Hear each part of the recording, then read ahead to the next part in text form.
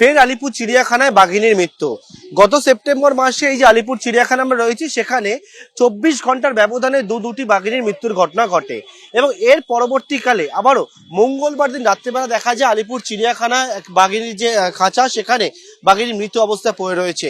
বুধবার দিনকে বাঘিনী ময়নাতদন্ত হয়েছে। মাত্র 2 বছর 10 মাস বয়সী এই বাঘিনী, যাকে উড়িষ্যার নন্দনকানন থেকে চিড়িয়াখানায় নিয়ে আসা হয়েছিল গত বছর অগাস্ট মাসে, এবং তার পরবর্তীকালে সেই বাঘিনীর মৃত্যু ঘিরে যথেষ্ট কিন্তু চিন্তার ভাঁজ বন দপ্তরের কাছে।